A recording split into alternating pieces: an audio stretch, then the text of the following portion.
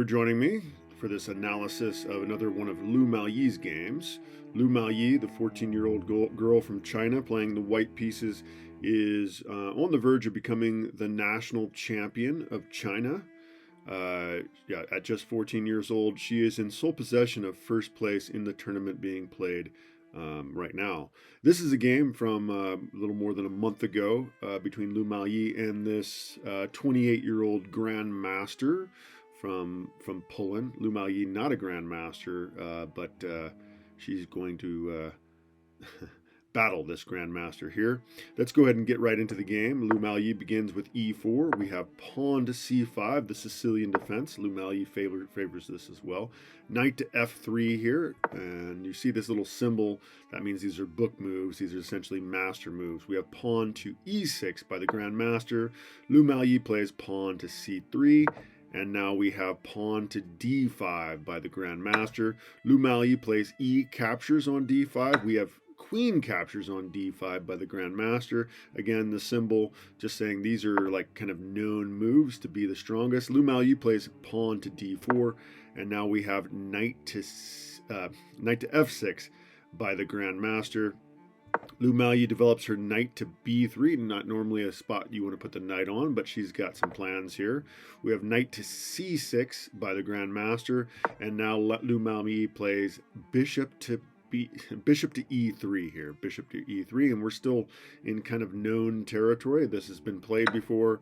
We have pawn captures, or I should say c captures on d4 by the Grandmaster, and now Lu Maoyi plays knight to b5, threatening this nasty fork here, which would win the queen. So the Grandmaster brings his queen back, and Lu Maoyi captures the pawn on d4 with that b knight.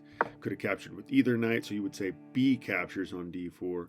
We have knight to d5 by the Grandmaster, and now Lu Maoyi captures on c6. And so this creates a minor weakness in black's position. It's not the end of the world or anything, but now these pawns are isolated, and they're going to be harder for black to protect. Of course, you could use your pieces to defend these pawns, but you don't really want to use your pieces to be defending pawns. Your pieces aren't for babysitting pawns. Your pieces should be used to attack your opponent's king. We have bishop to d2 by Lu Maoyi. You can see the green arrow, by the way, suggests what the strongest move is. But yeah, this is an excellent move that Lu Maoyi plays. Bishop to d2 is fine. It's just the computer perhaps likes queen out to d4 a little better.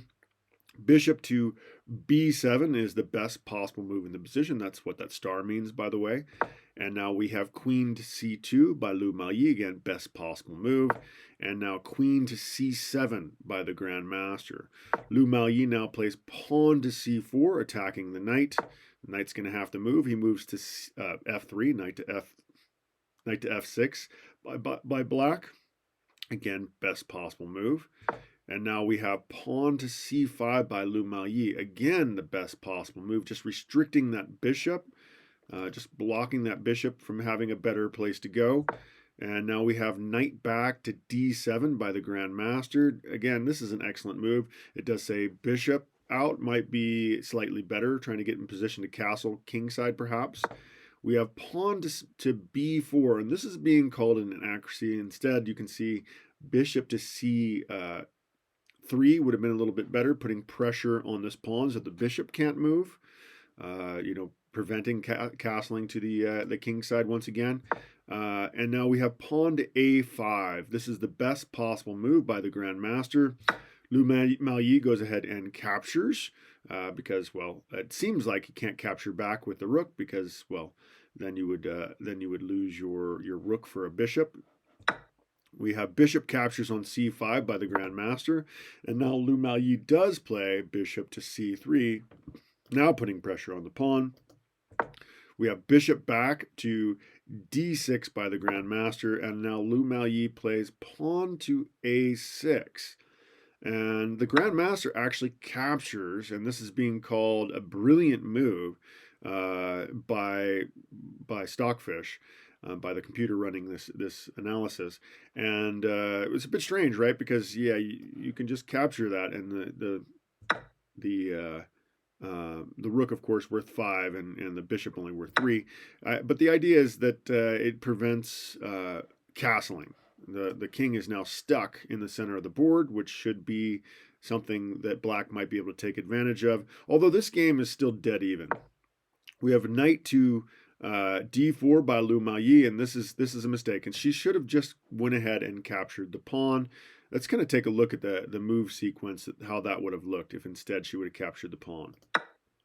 So captures the pawn, they would have to defend. We would just come back. It does look kind of dangerous. It seems like they could just maybe capture here, and I think this is why Lu Miaoyi didn't want this. That's why she didn't play this sequence. We'll go back. So instead, Lu Miaoyi moves her knight, and that's being called a miss. She would have had a winning advantage, it says, if she would have captured there. Difficult to see. So the Grandmaster plays the best possible move, just castling his king. Lu Miaoyi brings her knight back, and back to e2. And now we have bishop to e5 by the Grandmaster. You can see this is actually being called a mistake. That question mark with the orange, that means it's a flat out mistake. She should have instead just moved her knight. But we'll continue. We have rook to d1 by Lu Miaoyi, and this is being called an inaccuracy, which is not as bad a mistake. Just a little better would have been just to go ahead and trade bishops. We have bishop captures on c3 by the Grandmaster, and Lu Miaoyi, of course, captures back with her queen. Queen takes bishop on c3, and now knight to f6 by the Grandmaster, the best possible move in the position. Lu Miaoyi repositions her queen to f3. She should have, it says it would have been a little bit better to move it to c2, but not a huge deal. And now we have queen to a5 check, attacking Lu Miaoyi's king. She blocks with the queen, the best possible way to play this. We have queen to b5 by the Grandmaster, and now Lu Miaoyi attacks the queen with knight to d4. In this position, really, Lu Miaoyi is technically losing, even though she's up a point. Just the fact that her opponent's king is nicely castled and hers is kind of just stuck out there, almost threatening mate here. Obviously, the knight is defending, but yeah, Lu Miaoyi's position is not great. We have queen to g5 by the Grandmaster, best possible move, and now Lu Miaoyi goes ahead and plays knight to f3, which is a mistake. She should have instead just attacked the queen with pawn to h4. We have queen back to b5 by the Grandmaster. This was not the best move. He should have played queen to f5. We'll kind of take a look at what would happen in that case. So instead, queen to f5. Yeah.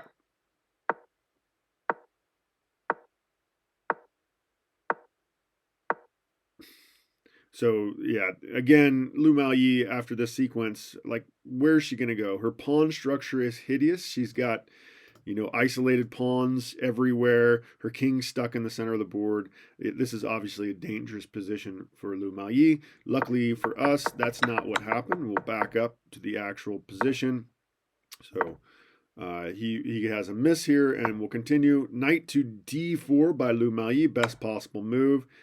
Grandmaster plays queen to e5 check. Again, best possible move and best possible response by Lu Miaoyi, queen to e3.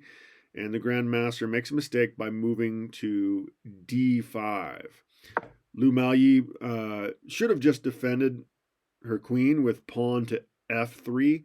Queen's coming off the board would be better for Lu Miaoyi just because her king is exposed. So you got to think about, what's going on in the position. And if your king's exposed, your opponent's isn't, then trading pieces off the board is usually going to be good for you, because once all the pieces are off the board, it's actually good to have your king out and ready to fight. So, okay, so the Grandmaster plays queen to e4 check, not the best possible move. He should have just grabbed the pawn, putting pressure on the rook, but we continue with Lu Miaoyi playing queen to e3 once again.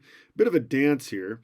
Yeah, so this is a miss. The Grandmaster should have picked up the pawn, and again, Lu Maoyi would have ended up with isolated pawns and really difficult position to defend. But Lu Maoyi ends up taking the advantage here shortly. We now have Lu Maoyi playing queen to a3. Again, just pushing the pawn to f3 might have been a better idea here. We have queen back to e4 again, and Lu Maoyi moves her queen back to e3 again. Now the Grandmaster does pick up that pawn on g2, and Lu Maoyi offers a trade with queen to f3. We have queen back to g5 by the Grandmaster. If you look at it, the pieces are exactly even, but you can see that bar on the left side. It's saying black is totally winning. They're up by 2.4 points by the estimation, and it's just a positional. Again, look how nice and cozy the black king is. He's just nicely protected in here. He's nice and safe. The white king is out in the middle of everything, and Lu Maoyi's pawn structure is terrible. It's hard to believe that she ends up winning this game actually here shortly. Lu Maoyi now plays knight captures on c6, again saying this is not the best move, should have attacked the queen with pawn to h4. We have queen back to c5, best possible move by the Grandmaster, and now Lu Maoyi plays rook to g1. This is the best possible move, and this is where problems start for the Grandmaster. He plays knight back to d5, best possible move, but now knight to e5 by Lu Maoyi, and her pieces are starting to get in position to attack his king. This is amazing. We have queen back, or queen to a5 by the Grandmaster, and now Lu Maoyi plays the best possible move, just simply rook to d2. We have queen to c7, which is a mistake here. He should have instead just pushed his pawn.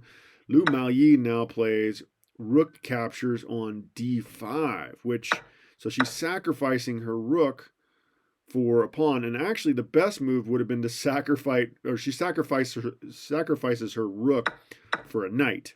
But the best move actually was just to go ahead and sacrifice her rook for a pawn. But we will see a variation of that in a moment. So yeah, and the Grandmaster makes a mistake here by lining his queen up, thinking it was pinning to the queen. And now Lu Maoyi, so he plays queen to b7, and Lu Maoyi now plays rook back to d4. Her knight is defending the queen. We have queen to b1, which is the best possible move for black, but actually his position is lost already because of this sacrifice.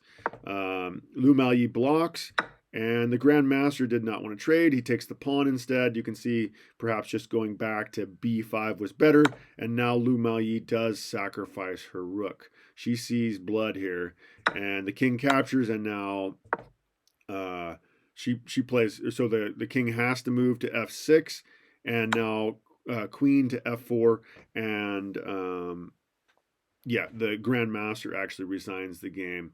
There is no way to win, or there's no way to escape checkmate here. There's forced checkmate in actually 3 moves. You should have played if you played to f3 instead, it would have been a mate in just 2.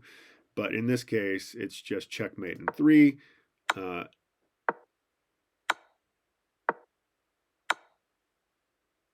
Yeah, and that's just checkmate. So wait a second. So we played this. Yeah, so it's check. He's got to move. He moves. Yeah, and yeah, we just have straight up checkmate. So this is why the Grandmaster resigned, and the 14-year-old girl, yeah, beats this Polish Grandmaster. And again, Lu Maoyi is crushing it right now. She is in sole possession of first place in the tournament for the national championship of China. And if she wins, she will be the youngest player ever to do that. And by the way, I've covered most of Lu Maoyi's games, so I've probably covered a couple hundred of them, maybe. Certainly much more than 100 games of Lu Maoyi's. So you can check those out. Yeah, thank you for joining me for that. I hope you enjoyed it. Take care.